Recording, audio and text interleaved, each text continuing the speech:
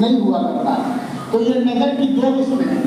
اللہ تعالیٰ نے اس طرح کے نظر ماننے والوں کی تعریف قرآن مقدس میں فرمائی کہ یوفون بالنذر ویخافون یوما کان شرہ مستطیرا، کہ وہ لوگ اچھے ہیں، وہ اپنی نظروں کو پورا کرتے ہیں اور اس دن سے ڈرتے ہیں جس دن کی سختیاں عام دکھیں۔ تو اللہ تعالیٰ نے اس کی جو ہے تعریف کی ہے اس قسم کے نظر ماننے والوں کی۔ اب ہم دیکھتے ہیں کہ اس نظر و نیاز کے آڑ میں کیا خرافات اور بدعات آئی ہیں اور کتنی غلیظ اور کتنی سخت ہیں اور ان کے اندر کتنے باطل نظریات اور عقائد چھپے ہیں جس سے مسلمان ناآشنا ہے، مسلمان ان کو نہیں جانتا ہے۔ تو اس پر توجہ دینے کی ضرورت ہے اور اس پر غور کرنے کی ضرورت ہے۔ اب ہم کہتے ہیں کہ اسی نظر کے قبیل سے بہت دھوم دھام سے ایک تہوار منایا جاتا ہے اور اس کی نسبت ایک ایسے ولی اللہ اور اللہ کے برگزیدہ بندے کی طرف کی جاتی ہے جن کی پیدائش سن 470 ہجری میں ہوئی ہے، یعنی اللہ کے نبی صلی اللہ علیہ وسلم کی اس دنیا سے جانے کے بعد، جانے کے 460 سال کے بعد وہ پیدا ہوتے ہیں جن کا نام شیخ عبد القادر جیلانی رحمۃ اللہ ہے، اور ان کی وفات سن 570 ہجری میں، 6ویں صدی ہجری کے جو ہے آدمی ان کے نام پر مستقل ایک دین بنا دیا گیا ہے آج آدمی شریف کے نام سے۔ آج کل یہ وبا پھیلی ہوئی ہے کہ ہر عینی غیری چیز میں شریف لگا کے اس کو مسلمان بنا دیا جاتا ہے۔ وہ جائز ہے، ناجائز ہے، خرافات ہے، باطل ہے، شرک ہے، بدعات ہے، لیکن اس میں شریف لگا کر اس کو مسلمان بنا دیا گیا۔ اب اس کو بدلنے سے ناصواب کی نیت سے اور دین سمجھ کر کیا جانے لگا۔ اب ہم یہ آپ سے سمجھنا چاہتے ہیں کہ یہ جو گاڑی جدید کی جاتی ہے اس کی حیثیت کیا ہے، اس کی شرعی حیثیت اور اس کا حکم کیا ہے، یہ کس نسبت سے کی جاتی ہے اور اس کے پیچھے اس کا بیک گراؤنڈ اور اس کو سمجھنا کیا ہے۔ تو جب ہم غور کرتے ہیں تو یہ بات معلوم ہوتی ہے اس کا تعلق نظر و نیاز اور یہ بات پہلے گزر چکی کہ نظر یہ عبادت کی قبیل سے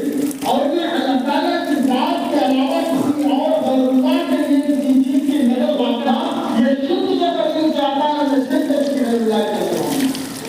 اللہ تبارک و تعالیٰ قرآن مقدس میں صاف فرماتے ہیں انما حرم علیکم المیتۃ والدم ولحم الخنزیر وما اہل به لغیر اللہ، کہ تم پر حرام کیا جاتا ہے مردار کا کھانا، اسی طرح دم کا، خون کا کھانا پینا، اسی طرح خنزیر کا کھانا اور ان جانوروں کا گوشت کھانا جن کو غیر اللہ کے نام پر حلال کیا گیا ہو، جن کو غیر اللہ کے لیے حرام کیا گیا ہے، ان کا گوشت کھانا حرام تھا۔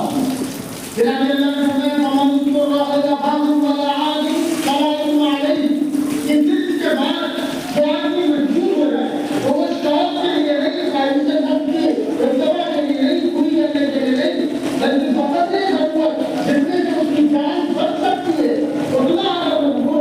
زمین کھا کرتا ہے، وہ مقابل کھا کرتا ہے، وہ خون سے اگر جان بچائی جا سکتی ہے تو خون ہی پی سکتا ہے، لیکن فقط ضرورت ہو حد کو پار نہیں کرتا ہے، لمٹ کو پار نہیں کرتا۔ یہ اللہ تعالیٰ نے فرما دیا قرآن میں۔ اسی طرح دوسری جگہ اللہ نے فرمایا ہمارا بھی اعلان نصف وما اہل لغیر اللہ، وہ جانور بھی حرام ہے جو بتوں کے نام پر چھوڑا گیا ہو، بتوں کے نام پر جس کو ذبح کیا گیا ہو اور غیر اللہ کے لیے جس کو ذبح کیا گیا ہو، وہ جانور بھی حرام ہے۔ اب ہم جانور کو دیکھتے ہیں کہ ذرا صحیح معاملہ ہے، لوگ جانی کرتے ہیں تو اس کے پیچھے ان کا کانسیپٹ ہوتا ہے کہ یہ شیخ عبد القادر جیلانی نور اللہ مرتبہ کے نام کی نیام ہے، ان کے نام کی نظر ہے۔ اگر یہاں پر یہ کیا جاتا کہ یہ نظر اور یہ جانور یہ تو اللہ کے لیے ہے لیکن اس کا ثواب شیخ عبد القادر جیلانی کو جاتا ہے، تب تو یہ صرف بدعت بنتا کیونکہ دل مطابق کرنے کی وجہ سے یہ بدعت بن جاتا ہے۔ لیکن جیسے ہی یہ نظر کی جاتی ہے کہ یہ شیخ عبد القادر جیلانی کی نظر ہے، ان کی نیاز ہے، فوراً یہ جانور اسی ٹکڑے میں آ جاتا ہے کہ جس کی فہرست اللہ نے بیان کی ہے انما حرم علیکم المیتۃ والدم ولحم الخنزیر، کہ اس کی حیثیت وہی ہو جاتی ہے جو مردار جانور کی حیثیت ہوتی ہے، جو خون کی حیثیت ہوتی ہے اور جو خنزیر کی حیثیت ہوتی ہے، اس جانور کی حیثیت وہی ہو جاتی ہے جو مزارات پہ جا کر کے اور اولیاء اللہ کے نام کی نیاز کے طور پر ذبح کیا جاتا ہے۔ اسی طرح جانور اگر ذبح کیا جا رہا ہے اور جان بوجھ کر نہیں، غلطی سے اگر اس پر بسم اللہ اللہ اکبر نہیں پڑھا لیکن ذبح اللہ کے لیے کیا جا رہا ہے تو وہ جانور حلال ہے اور جائز۔ غلطی سے بھول جانے سے اگر بسم اللہ اللہ اکبر نہیں پڑھا اور چھری چلا دیا ذبح ہو گیا جانور کیونکہ وہ اللہ ہی کے لیے ذبح کیا جا رہا ہے تو وہ جائز ہے۔ قربانی میں عام طور پر ہو جاتا ہے اس طرح بسم اللہ اللہ اکبر کہنا بھول جاتے ہیں تو وہ جائز ہے، بالکل جائز ہے، کیونکہ دل میں اس کا ارادہ نہیں ہے کہ ہم جان بوجھ کے بسم اللہ اللہ اکبر نہیں کہہ رہے لیکن انجانے وہ بھول گیا دیکھو وہ جائز ہے۔ اس کے برخلاف اگر آپ لاکھ مرتبہ بسم اللہ اللہ اکبر پڑھیں اور وہ جانور اللہ کی رضا کے لیے نہ ہو بلکہ کسی غیر اللہ کے نیاز کے طور پر ذبح کیا جا رہا ہو تو بسم اللہ اللہ اکبر پڑھنے سے وہ جانور حلال نہیں ہوگا، وہ حرام کا حرام ہی جانور ہے، وہ حلال نہیں ہو سکتا۔ جس طرح بسم اللہ نہ پڑھنے سے اللہ کے لیے قربان کرنے سے جانور حرام نہیں ہوتا ہے، اسی طرح بسم اللہ پڑھ لینے سے لیکن اگر غیر اللہ کے لیے وہ ذبح کیا جا رہا ہے اللہ کی ذات کے علاوہ کسی اور کے لیے تو پھر وہ جانور حلال نہیں ہوتا ہے، وہ حرام ہی ہوتا ہے۔ اور اس کا کھانا ایسے ہی ہے جیسے اللہ نے تفصیل بیان کی ہے قرآن میں کہ مردار حرام، خون حرام، خنزیر حرام، اسی طرح وہ جانور بھی حرام جو غیر اللہ کے لیے ذبح کیا جائے۔ اب لوگ کہتے ہیں کہ نہیں ہم تو اللہ کے لیے ذبح کرتے ہیں، تو بھائی کیسے آپ اللہ کے لیے ذبح کرتے ہیں؟ ایک سال بکرے پالے جاتے ہیں باضابطہ طور پر کہ اس کو جانی کی نظر میں لوگ کیا پالے اور اس کو جانی میں ذبح کیا جاتا ہے۔ مرغے پالے جاتے ہیں جانی میں ذبح کرنے کے لیے، دعوتیں کرنے کے لیے، اس کو شیخ عبد القادر جیلانی کے نام نیاز کے لیے ہم نے پال رکھا ہے، اس بکرے کو ہم نے چھوڑ رکھا ہے، ہم کیسے مانیں کہ تم اللہ کے لیے کر رہے ہیں؟ وہ شیخ عبد القادر جیلانی کا اللہ مرتضی کے نام پر ذبح ہوتا ہے وہ حرام ہوتا ہے، اس میں ناجائز پیسہ بھی جاتا ہے، کھلانے والا بھی گنہگار ہوتا ہے اور کھانے والا حرام کھانا ہوتا ہے، اس کو اللہ نے نہیں دیا کہ کھانا کھانا۔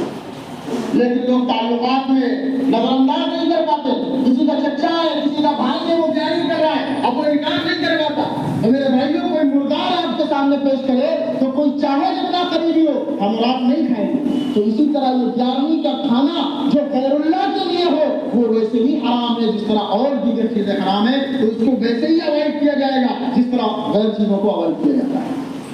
یہ اس کے پیچھے کا راز۔ اچھا یہ دین نیا بنا لیا گیا ہے، سوچے ذرا سا کہ اللہ کے نبی صلی اللہ علیہ وسلم کے 460 سال کے بعد پیدا ہونے والے شیخ عبد القادر جیلانی رضی اللہ عنہ اور 570 ہجری میں ان کی وفات ہے، یہ 11ویں انہی کی برسی ہے، یہ برسی کے طور پر مناتے ہیں، شیخ عبد القادر جیلانی رضی اللہ عنہ کی برسی کے طور پر مناتے ہیں۔ اگر یہ دین ہوتا،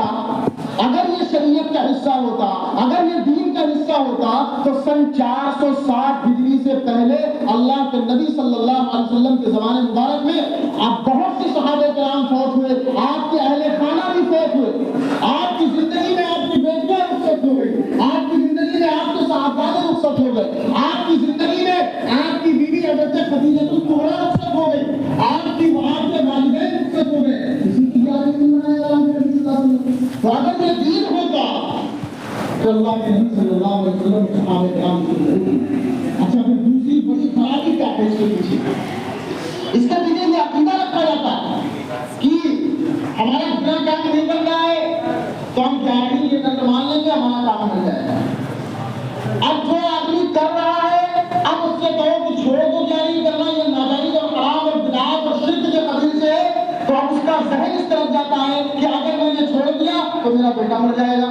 اگر میں نے چھوڑ دیا تو میرے گھر کا نقصان ہو جائے گا، اگر میں نے چھوڑ دیا تو میرا فلاں نقصان ہو جائے گا۔ میرے بھائیوں یہ اس سے زیادہ بڑا خطرناک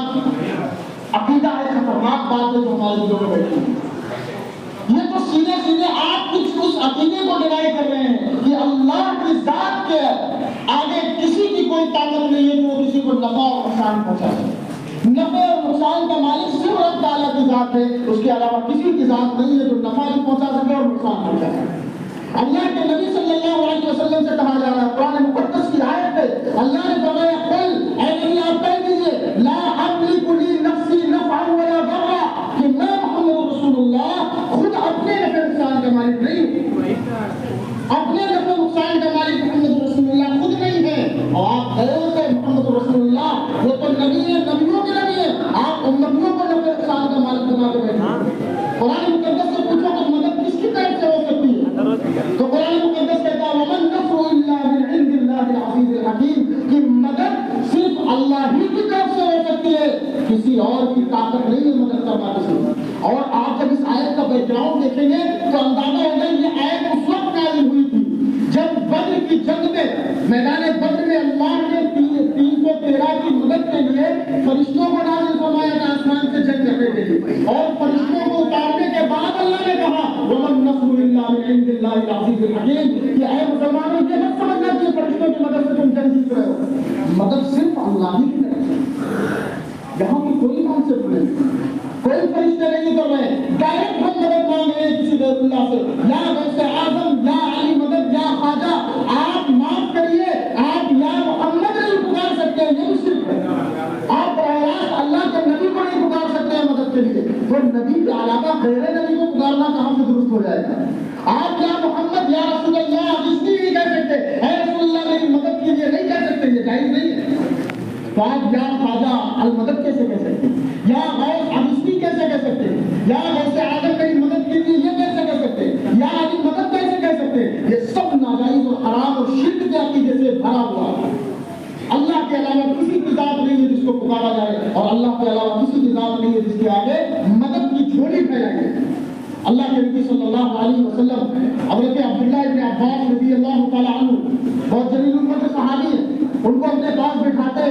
ترمذی شریف میں حدیث موجود ہے، حدیث نمبر 2516 ہے، دیکھ لیجیے گا گوگل کر کے۔ اللہ کے نبی صلی اللہ علیہ وسلم فرماتے بلاتے کہ بیٹا کہاں لے گئے آپ نے، یا میرے بچے ذرا انی اعلمک کلمات، میں تمہیں چند کلمات سکھلاتا ہوں، اس کی تم حفاظت کرنا، اللہ تمہیں حفاظت فرمائے، اس کی تم حفاظت کرنا، تم جہاں بھی رکھو گے اللہ کو اپنے سامنے پاؤ گے، مطلب یہ ہے کہ اللہ کی نصرت اللہ کی مدد اپنے سامنے پاؤ گے۔ پھر اس کے بعد اللہ کے نبی نے نصیحت فرمائی یا ابن عباس ان سألت فاسأل اللہ، کہ جب بھی تجھے مانگنا ہو کسی چیز کا سوال کرنا ہو تو اللہ کے علاوہ کسی اور سے سوال نہ کرنا۔ اس کے بعد اللہ کے نبی نے فرمایا وَإِنِ اسْتَعَنْتَ فَاسْتَعِنْ بِاللَّهِ، کہ جب تجھے مدد طلب کرنا ہو تو تو اللہ ہی سے مدد طلب کرنا، اللہ کے علاوہ کسی اور سے مدد مت طلب کرنا۔ آگے فرمایا کہ وَعْلَمْ أَنَّ لَوِ اجْتَمَعَتْ، اے ابن عباس تم جان لو کہ اگر یہ ساری امت اکٹھی ہو جائے کہ تمہیں نقصان پہنچا دے کسی چیز کے، تو تمہیں صرف وہی نقصان پہنچ سکتا ہے جتنا تمہارے مقدر میں رب تعالیٰ نے لکھ دیا، اور اگر ساری قوم ساری دنیا تمہیں نفع پہنچانے پہ آ جائے تو تمہیں صرف وہی نفع پہنچ سکتا ہے جتنا تمہارے مقدر میں اللہ تعالیٰ نے لکھ دیا ہے۔ نفع اور نقصان کا مالک صرف اللہ کی ذات ہے، کسی اور سے نفع اور نقصان کا امید رکھنا اور اس سے توقع رکھنا اور یہ سمجھنا کہ ہم یہ نہیں کریں گے تو یہ ہو جائے گا، یہ نہیں کریں گے تو یہ ہو جائے گا، یہ سراسر گمراہی ہے، باطل عقیدہ ہے، یہ الہی کے تعلق سے نہیں۔ کوئی بھی ایسا عمل ہو جو بدعت عمل ہو، کوئی بھی ایسا عمل ہو جو جس کی نسبت غیر اللہ کی طرف جا رہی ہو اور اس سے آپ استعانت یا استغاثے کی امید رکھیں تو یہ سراسر شرک کے زمرے میں آتا ہے، بدعات کے زمرے میں آتا ہے۔ اللہ تعالیٰ ہم سب کو راہ ہدایت پر گامزن فرمائے اور ہم سب کو سیدھے راستے پر عمل کرنے۔